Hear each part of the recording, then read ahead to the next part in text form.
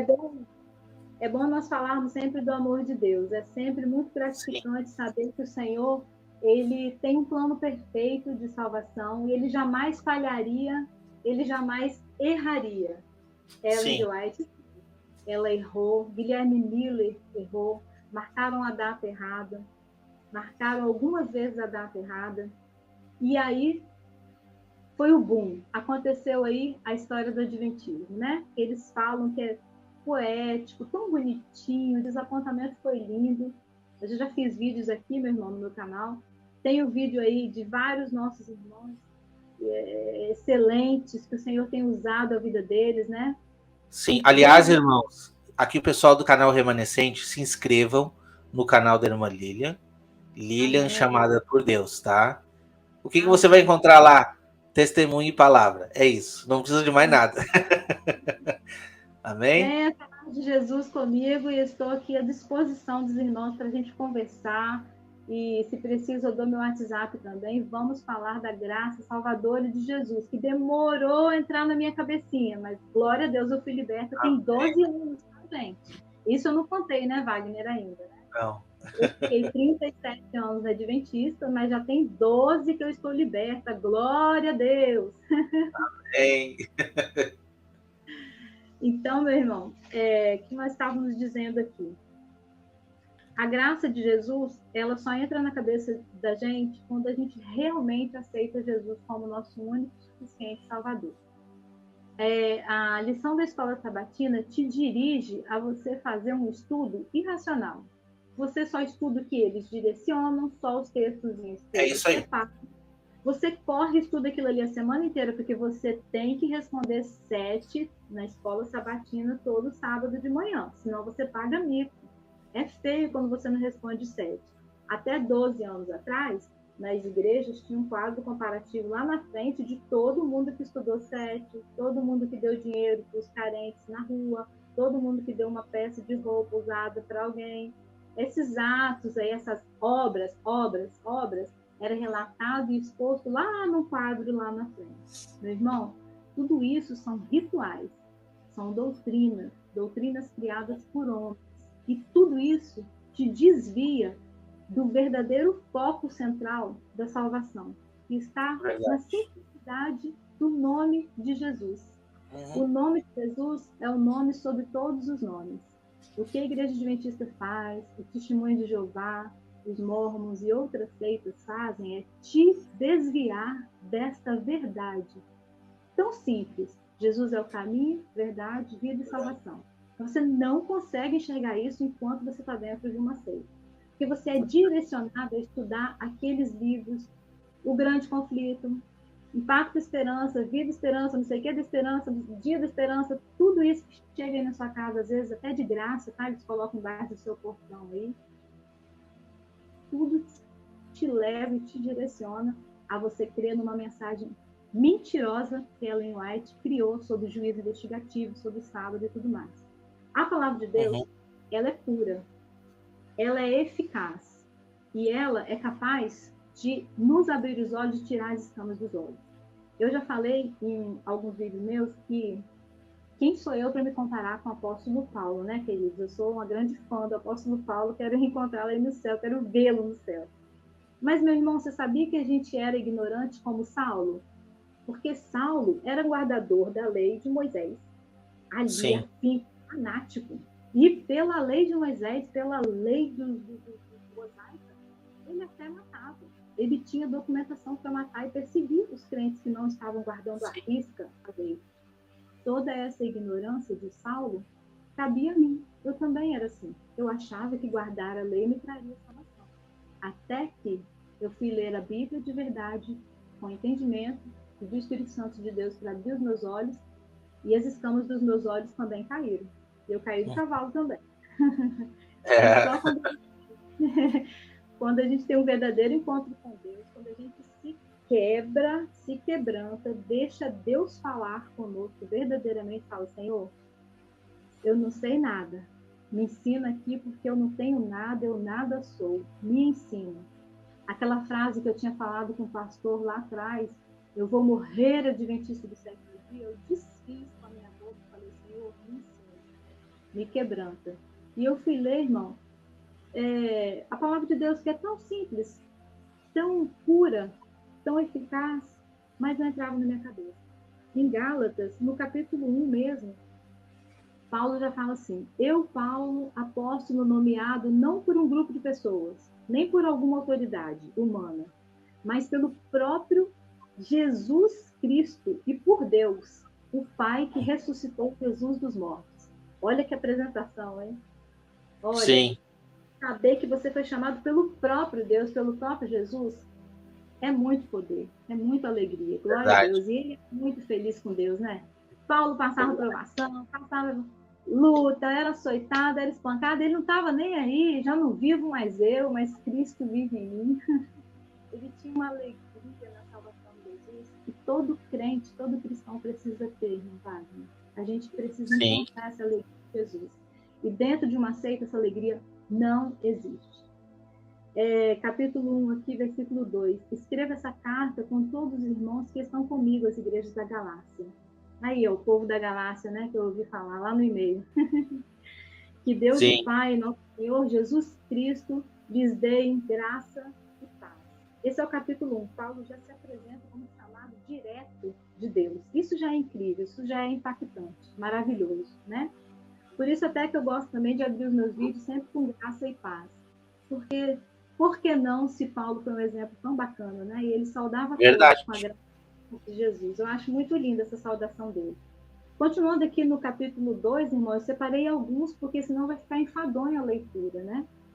Capítulo 2, Paulo voltou ali à região da Galácia e ele viu Pedro, tipo numa situação farisaica, quer ver? Ele estava sendo hipócrita. Como muitas vezes nós também seguimos aquelas doutrinas, aqueles rituais. Pedro também tinha sido influenciado lá numa situação, sabe por quê?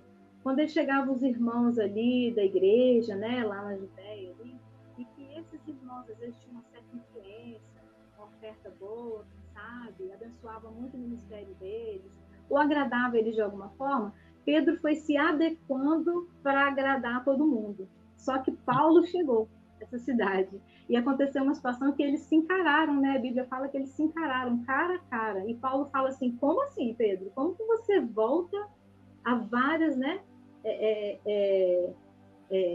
costumes de novo? Você quer voltar para trás? E aí foi escrito capítulo 2, capítulo 3. O 2,14 diz assim: quando viu o que estava acontecendo, que eles não estavam sendo sinceros quanto àquilo que realmente criam e não estavam seguindo a verdade do Evangelho, eu disse a Pedro diante de todos os outros: embora você seja judeu de nascimento, há muito tempo já pôs de lado essas leis judaicas. Então, por que você de uma hora para outra está procurando fazer esses gentios obedecê-las? Então, Pedro estava ali, como muitas vezes a gente vê líderes, né? Para agradar um irmãozinho que é muito legalzinho, que é muito rico, às vezes é da igreja, né? A gente faz a vontade dele e não prega o verdadeiro evangelho de Cristo. Então, não repreende. Não repreende, deixa passar. Isso. No versículo 16, Paulo continua: entretanto, nós, cristãos judeus, sabemos muito bem que não podemos tornar-nos justos diante de Deus pela obediência às leis judaicas, mas somente pela fé em Cristo, Paulo falava, né? Para que ele tire os nossos pecados. Olha, no verso 18, Paulo continua: pelo contrário, estamos em pecado se começarmos a edificar de novo a falsa ideia que já derrubamos uma vez, a de sermos salvos pela guarda das leis judaicas. Porque foi pela leitura da Escritura que vim a entender que eu nunca poderia obter as boas graças de Deus pela tentativa e fracasso de obedecer à lei. Eu vim a compreender que a aprovação de Deus vem quando se tem Cristo. Essa aqui é a Bíblia viva. É uma linguagem da Bíblia viva que eu estou usando. 21 diz assim: não sou daqueles que consideram sem sentido a morte de Cristo. Se pudéssemos ser salvos pela guarda das leis judaicas, então não havia nenhuma necessidade de Cristo morrer. O título desse capítulo diz assim: ou a lei ou Cristo. O capítulo já tem o título assim. Meu irmão, Gálatas, ele é enfático, né? Paulo é muito enfático em dizer que Gálatas se tornou insensatos. E que se até um anjo aparecesse ali e falasse com ele um outro evangelho que não fosse o de Cristo, o simples evangelho de Jesus na cruz, um sacerdote maior, que viria tirar o pecado do mundo, aquele que se tornou maldição por nós, maldito aquele que foi pregado no madeiro. Isaías já tinha predito isso nas profecias lá do Velho Testamento. Se Paulo foi tão claro com os Gálatas e eles entendessem essa salvação garantida na cruz de Jesus, pronto, estava tudo pronto e pago. Assim somos nós hoje também. Porque a palavra de Deus, em Gálatas, em Efésios, aqui, ó, versículo 13 diz: Cristo se fez maldição por nós, acabei de falar. No capítulo 3, 13, Wagner, para encerrar, está dizendo assim: entretanto, Cristo nos comprou e nos tirou de debaixo da condenação desse sistema impossível, ao levar sobre si próprio a maldição por nossas más ações. Porque está dito na Escritura: é maldito todo aquele que for pendurado no madeiro, como Jesus foi pendurado numa cruz de madeira. Meu irmão, exatamente. E Paulo continua dizendo: até a vinda de Cristo nós fomos guardados pela lei. Aqui, ó, capítulo 3, 23. Até a vinda de Cristo nós fomos guardados pela lei, mantidos debaixo de uma tutela protetora, por assim dizer, até que pudéssemos crer no Salvador que estava por vir. Meu irmão, capítulo 3, 24, 25, 26, todo ele fala a mesma coisa.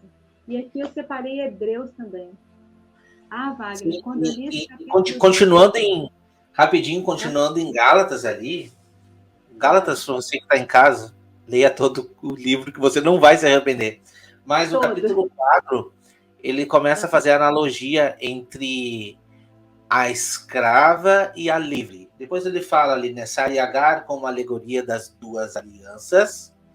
E, meu irmão, se você até agora aqui não está entendendo nada, você precisa entender no que aconteceu com a troca das alianças.